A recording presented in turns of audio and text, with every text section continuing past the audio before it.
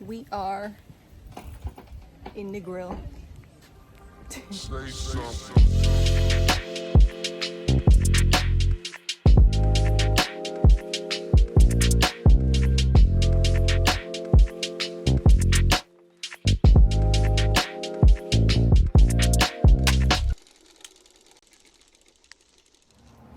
What's good? I just got to the studio, about to lay down a couple verses for this freestyle album, which I'm super excited about, and I love my verses. I got on my God is Here tee, all things music today. I feel like these tracks are gonna be pivotal, major, and I'm just so excited to continue to be on this musical journey. I feel like everything is happening so quickly, so we'll see where it takes me. Let it go, breaking them chains, it's time to take back control. Free your mind, let it go, breaking them chains, it's time to take back control. Free your mind, Yeah, it's a vibe. let it go, breaking them chains, it's time to take back control. Free your mind, let it go, breaking them chains, it's time to take back control. Free. Love like down like prison, I'm sitting in prison bars, like cold, live being, close my eyes and meditate, found myself in this dark place, and it pulled me out darkness. This the part where I grab a hold of my soul. All the world's a stage, I'm just trying to play my role, and I can't be afraid. God made me so much more. Every single closed door just brought me close to source. And then you gotta extend it back. Yeah. Okay, cool. I got it. It's like another 30 seconds. Yeah, let's see. We can listen to it a little more, or you can hop in however you're feeling. I'm hopping. Okay. I feel good. I feel good. Oh, you got your content phone next. You already know. Cool if I grab a video of you while you're going to. Yeah, that's fine. Should I close this all the way? Yeah. Okay. Got Bob in the back. Gonna lay it down flat. Period. Okay, and he wants me to do it like a spoken word vibe. Just so, yeah. It's a little loud.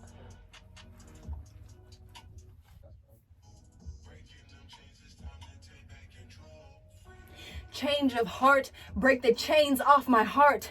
Love was locked down like prison, now I'm spitting prison bars. Like cold, like being, close my eyes and meditate. Found myself in this dark place, and it pulled me out darkness. Ooh, this is the part where I grab a hold of my soul. All the world's a stage, and I'm just trying to play my role. I can't be afraid, God made me so much more. Every single closed door just brought me close to source like Morse code. I'm feeling my way through, no more pain. I had to depart from you. Mode ascend to highest altitude. The mountain got rocky, but my faith made it move. Just right by studio session. The sun came out. It was raining too when I walked in. Now it's nice and sunny, and I feel like that's a sign. I killed it. I actually gave it life because we speak in the affirmative over here. But that was fire. I'm about to go home and pack now. Finish packing. I packed a little bit, but I'm going to Jamaica tomorrow for this healer's retreat. So I can just continue to grow my skills, get certified in a couple new skills, and really just reactivate what is already in my DNA. Because I feel like all of this is just remembrance, right? And just refreshing and just re-encountering what it is that I already know to be true about myself. So this little journey is exciting, and I'm glad to be on it. I'm really on my dream timeline. That's the crazy thing. Like, my life looks so different now than it did a couple years ago. Just a couple years ago. Not even two full years ago. But it's like, from being a model influencer in LA to being a fucking rock star, healer, filmmaker in Atlanta. Like, this is what I've always wanted, and I'm happy to be here. So, peace. We are in the grill. Just checked in, and I'm excited to take this next leap into self discovery and into my gifts. I'm excited. Let's see my room. All right. Beautiful. Spacious. I'm out here learning my craft more deeply. And it's been dope. Like, it's cool to finally meet Althea and just experience her energy, and also just realize, like, I've never had any real, like, role models, you know what I mean? And I wouldn't say that, you know, after an hour of meeting her that she's necessarily my role model, but it's just very cool to experience the architecture of what I imagine building for myself in real time. To see a Black woman who is healing, having retreats, getting the bag, showing other people how to get the bag, and doing it in integrity and in alignment, in an authentic way. That's rooted in liberation and not capitalism. Like, I've never seen that before, and I'm just ready to shift and fully pivot into that as like my source of satisfaction. And I realized, like, that is my source of satisfaction. I thought at one point in life that my satisfaction would come from being known or achieving a certain level of status in society, or like, I don't know, just chasing my goals as an entertainer. But it's like, I've reached this point where humbly, I say this humbly, like, that's gonna happen regardless. I don't have to chase that. That's something I can align to vibrationally. That's a reality that already exists on a quantum level, and it's inevitable because God doesn't need me, but God delights in me. I'm a delightful being. God's gonna put me on stages regardless, because I am an example and I'm a role model for the kingdom. I'm a role model for what it takes to reprogram your life, to die and to be born anew. I've demonstrated that. I wrote a book about it. I'm living that. I do that in real life. And so, you know, being seen and being known by the public, like, I don't need to chase that. Like, that's all gonna unfold when it's supposed to, how it's supposed to. And so in the meantime, I'm just here to enjoy life and to continue to heal myself and continue to heal others. And I've gotten to the point on my healing journey where I'm just like, I've faced so many of my own shadows. My spirit is like, chill. Like, I'm getting to the point of really trying to trust myself, right? Because something that I find intimidating about stepping out as a healer is that there's so many false healers, so many false prophets, so many people who are doing it for a profit, so many people who are doing it out of integrity. And I don't ever want to be the person who corrupts somebody else's healing experience and takes them off of the path, or puts a bad taste in their mouth, or doesn't give them the healing that they deserve to the fullest extent possible. You know, I want to make sure that I'm operating at the highest levels, because, like, my journey has been so sacred to me. I'm grateful for all of the teachers that I've encountered, and I want to be a great teacher to other people. And so I take it very seriously, and that level of seriousness has, you know, there's like a level of just like, oh, I gotta really like trust and believe in myself and in the work that I've done, you know, because I just want people to have such a profound life-altering experience. I would love to facilitate that for people. So, but personally, my spirit is like, you rest, you chill out. You know, like, I've dug so deep in my shadows, and I've been doing this work for so long, and I've reached this place where, for me, life is about enjoyment. It's not about chasing anything. I've built this structure. Let the people who need you come to you, be of service to them, chase nothing, and enjoy life. That's like my philosophy right now. Like I was saying earlier to myself, I have to get comfortable with comfort, meaning I have to get comfortable and adjusted to the idea that like life doesn't have to be this treacherous, painful experience. Like it can be beautiful also, and I have to be the one who allows myself to be the beauty, or to see the beauty in it, to experience the beauty in it. I have to be the one to allow myself to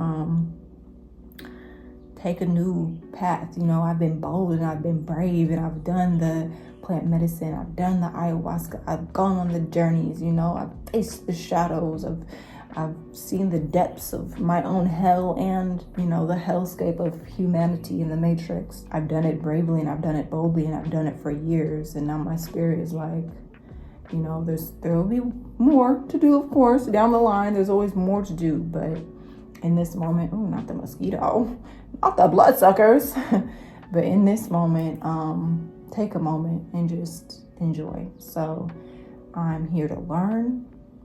I'm here to take in what I take in to prepare me, and hopefully what I take in is also just like the spirit of bravery.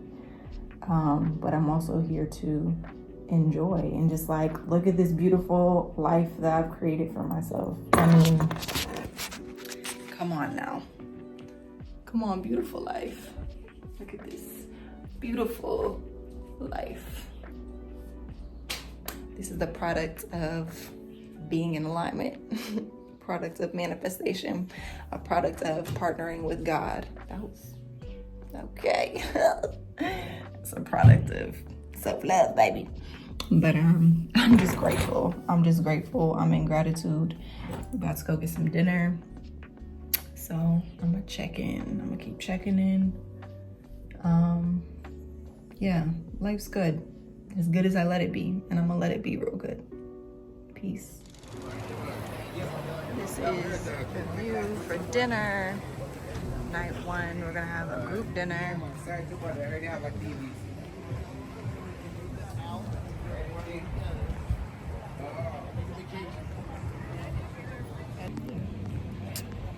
Nothing crazy.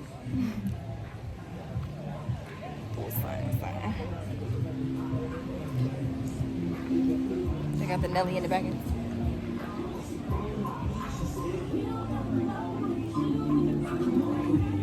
Love it. I'm here to have fun. And I am. Fun and learning all in one. The sun, the glow is crazy though. Look at the view. Hold on. That's where we get to have dinner. Like, God is good. Why wouldn't I enjoy life? A product of co-creating with the Most High. Sunsets. Night one. We enjoy our rundown, our pasta, our curry snapper, and our salad. Amen.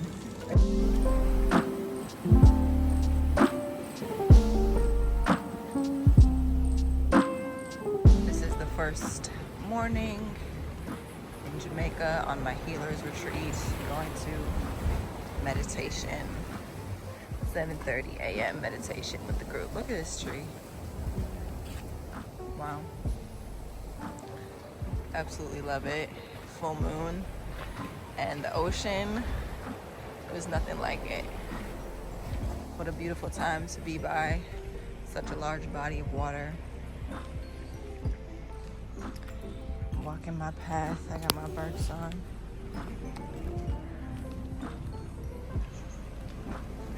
I had some beautiful downloads this morning that I'm excited to share.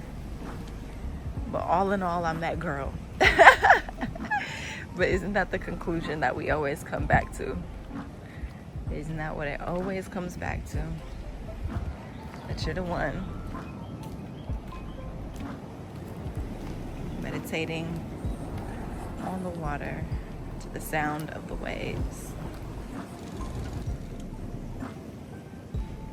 It looks like y'all coordinated your color choices today. I love it.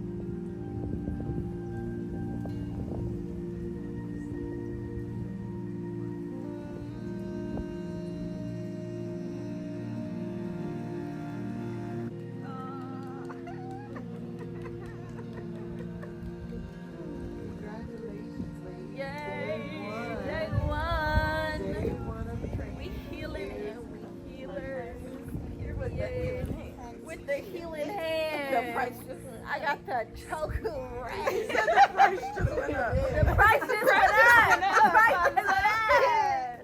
Hey, the price just went up. Gonna be waving like this. Hello. Hey. Shake your money, Mika. No regular hand. This is something that we learned on the 420 retreat last year. Because we live in the United States, there's a lot of shame around smoking marijuana, a lot of hiding. And here, it's legal, it's a part of the culture, it's okay.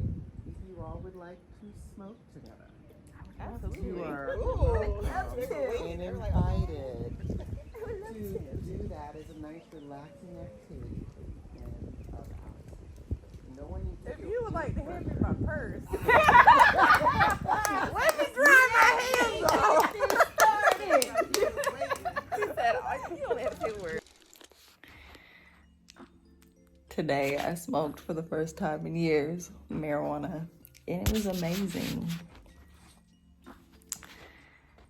It was an amazing experience. On top of all the other wonderful things I did today, but that was certainly different than what I do most days. And so it was really the standout moment of the day for me. After we did our Reiki training and got our attunement, and just started blowing it down in the pool, and it was great. And I decided to hit the weed. Like, you know, I talked to spirit, check in with myself, see how I feel about it. And I was a little bit nervous, and I'll say why in a second, but I did it, and I've just had an amazing experience since. But what I realized, and this is me speaking from personal experience, don't do drugs. Like, literally trust your intuition, and also trust the timing of when certain plants want to work with you and how much they want to work with you, and what is the dosage and what is the frequency. It was in ceremony, you know, it was in a moment of closing out the day after learning our Reiki attunements. And so there was actually meaning and intention, and I set an intention before hitting the gas. But anyways, I was nervous because I realized in the past I've had experiences with weed that I've considered like bad experiences. And now that I'm really operating in my gifts, I realized that the marijuana was just heightening my spiritual gifts. But at the time, it was really different than the experience that everyone else around me was having. And so it made me feel like the weed was making me be weird, or be like, I don't know, be just different. Like, I'm just having a completely different experience. Like, my friends are like, I'm relaxed. And I'm like, yo, my face is melting, bro. I can see like my ancient ancestors coming through. Like, I don't want to look in the mirror too long, because like I can't, I'm losing track of time and space, and like suddenly I'm in a different dimension or like a different time period. And I realize and recognize that now as part of my spiritual gifts and my clairvoyance and my clairaudience, you know, also just being able to like hear spirit really loudly. Like, I recognize those now as spiritual gifts, and now with the context and understanding and compassion and empathy and just soothing techniques I'm able to offer myself when I'm feeling stimulated in those ways. Now when I smoke weed, now when I smoke weed, but today when I smoked weed, I was like, this is amazing. Like, it's so incredible to have these gifts enhanced, and I'm around people who are also experiencing much more similar things than the previous, you know, groups of people I had been around, because they are also in the healing space. You know, they're in Jamaica for this particular treat for a reason. And so we all have gifts. And so the way that we experience this plant is very much in a medicinal way. And just being in that context, it just completely shifted the energy, shifted the experience.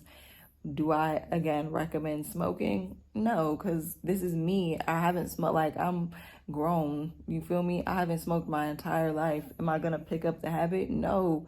But it's just like, wow, in that moment, that is what I needed, because it truly gave me perspective on where I was in my life and where I am in my life, and just the integrity of the spaces that I'm finding myself in and the resonance of the spaces that I'm finding myself in, how much they are such a reflection of who I am authentically, that even when my gifts are enhanced, I'm still not seen as weird or other, because in any other situation, my gifts could be functioning at a normal level and I still feel weird as heck. Like, I still feel like the oddball. So having an even more enhanced experience just makes me feel so out of place. But yeah, today was great. I was just enjoying myself, dancing, singing.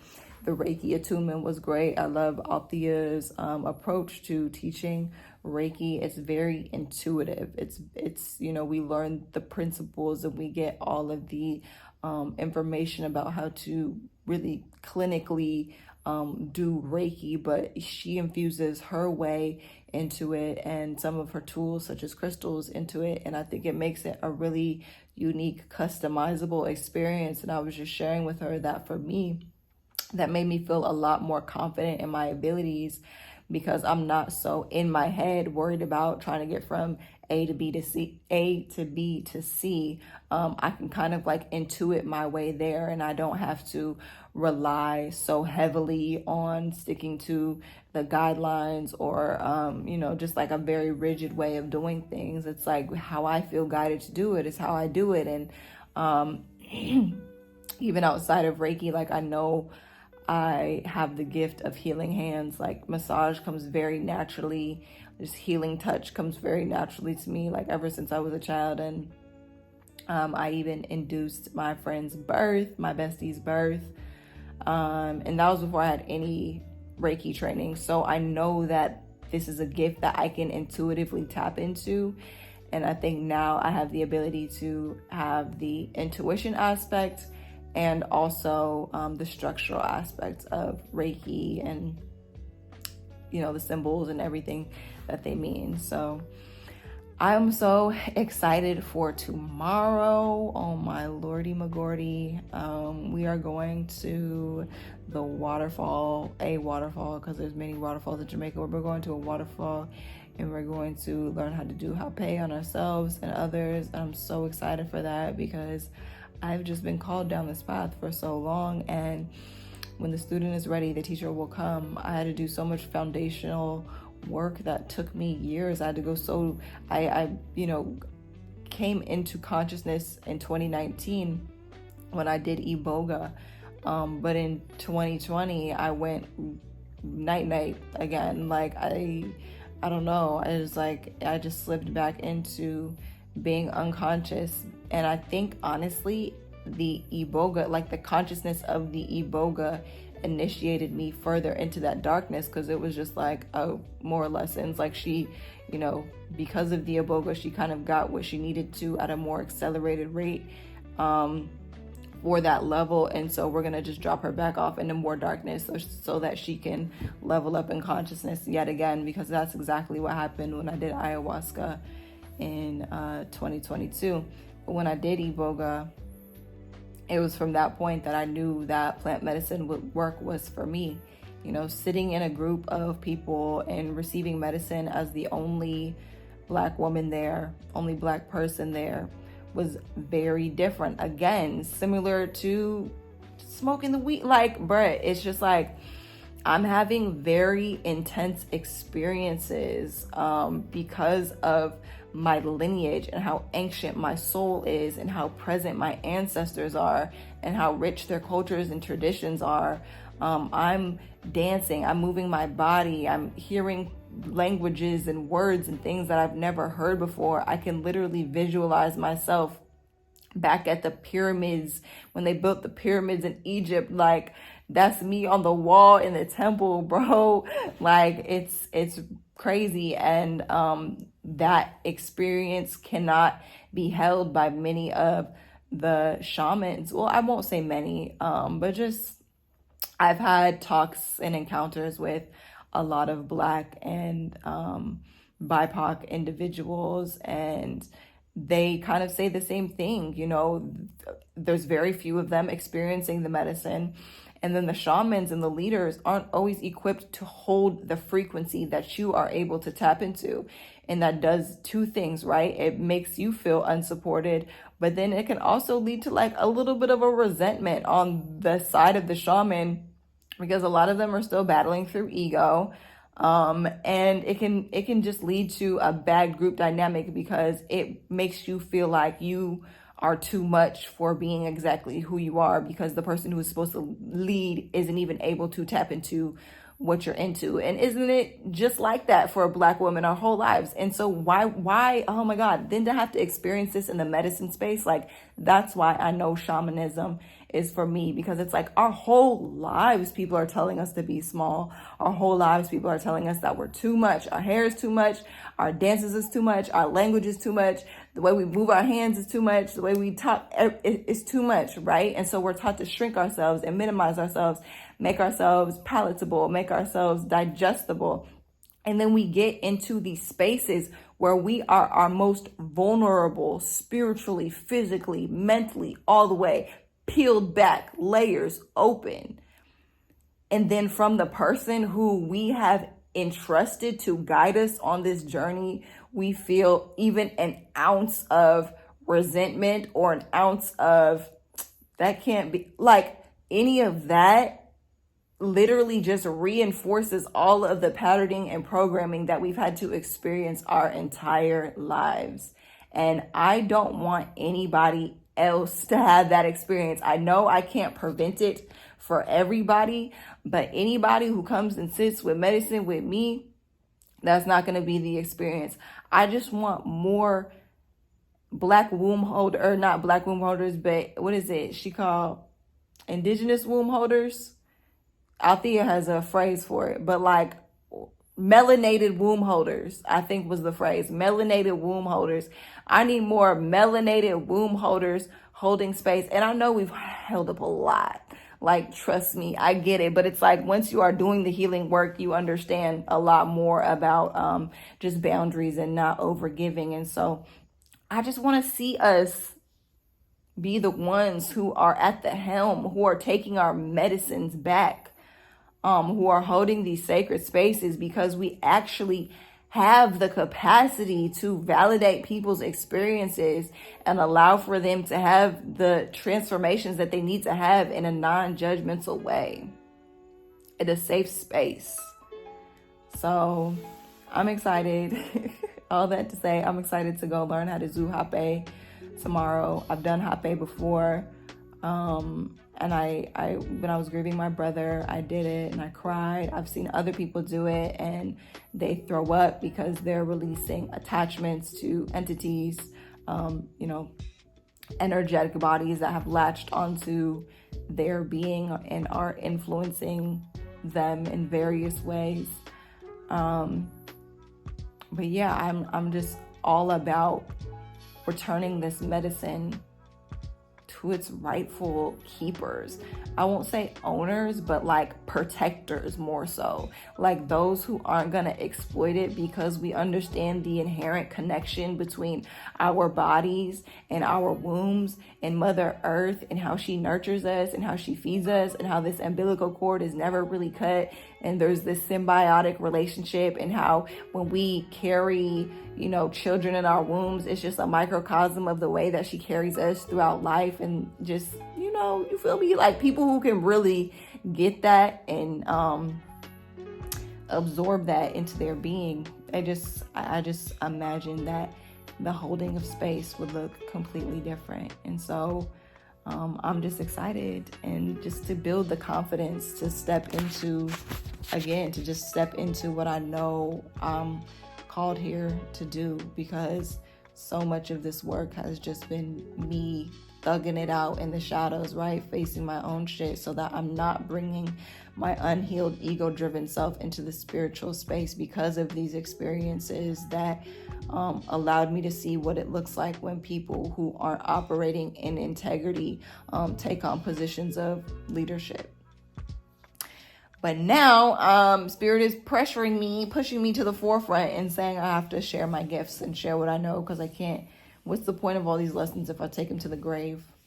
So it's time to teach And I'm just building my confidence and my muscle in my ability to share what I know and help other people grow. So yeah, man, it's a dope space to be in. It's also the Scorpio full moon today. So it's kind of like a holiday. It's kind of like my birthday. Being a Scorpio, I don't know if that's how astrology works. I'm still not too deep in that bag. Pero, yes, it's a Scorpio full moon, and I definitely feel the divine feminine energy so thick and heavy, so dark and earthy, so just grounded and present and raw. Like she's just here and she's just like ready to take her power back, ready to flip the grid. Something that Althea talked about that I love is this idea that everywhere in nature, the man pursues the woman, and only in human culture does the woman pursue the man. And it's like we are going to experience the greatest shift in humanity when women realize that our job is to sit back and birth these babies and to raise these families. And we don't need to be out here like fighting and chasing and squabbling over a man. And like, imagine, okay, peacocks, for example. The males are colorful. They put on shows. Like, they're the ones with the beautiful tails and the beautiful feathers. Like, so as females, as women, why are we then the ones who are, not to say like some, do your lashes if you want to do your lashes, but I'm just, because I'm thinking of the peacock, that was kind of the first thing that came to mind. But we're dolling ourselves up, right? We're the ones who are going out of our way to beautify and glamorize ourselves so that we can get the attention of a male suitor, basically, is what I'm trying to say. It didn't really have much to do with the lashes, but it's just, the idea that in the animal kingdom, I mean, we are animals, but in that world, in that kingdom, it's the male who's doing the most to get the female's attention. And she's sitting back because she knows the power that she holds and she knows the value that she has. But in this matrix, women have been given this false sense of value and this false sense of empowerment. And we've been told that we take our powers back essentially by selling cat. Like, we've been told that OnlyFans is hella empowering, or like, being overly revealing is powering because we're somehow like in control of our sexuality, which isn't true, because in the spirit realm, there's a number of entities feasting on your spirit because you've made it vulnerable and you've opened up that channel of lust. And so you're inviting in the spirit of lust and your life force is being sucked out of you. Some people say, isn't that serious? But those with eyes can see it, shit.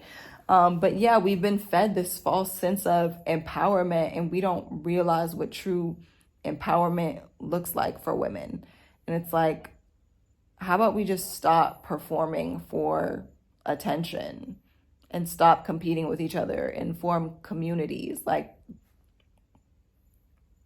that's how I believe women's empowerment should look. I'm not saying that there's any particular way to dress. I'm not saying that there's any particular way to be, but this society has perpetuated this idea of empowerment, and they put it in the music, and they, the people that they choose to make famous and the role models that they choose to elect to high positions of visibility that shows you exactly what they want us to be running around here doing. They're never going to put someone in that level of visibility who is actually going to empower and inspire, because that is counterproductive for them, the people who wish to remain in power. So anyways, man, it's time for women to take their power back. And that's the shift that we're in. And I feel it so deeply. In my own body, just this deep, like, comfort with self, like this deep, you gotta come correct type energy, like this deep, just that don't move me. I'm not budging off of my throne. You got to pull up with the because that ain't doing it. Like, not even to be materialistic, but energetically, like, understand the dynamic, understand what I carry inside of me, understand what I could be carrying. You know, it's just, yeah, man. Today got deep. I'm so grateful for this transformation. This is day one. I wish I could just stay out here and keep recording my thoughts, and I don't know, it's been a vibe. But I'm about to get some sleep, wake up, go eat some breakfast, and go to this waterfall and keep tapping in. So I'm gonna catch y'all on the flip side.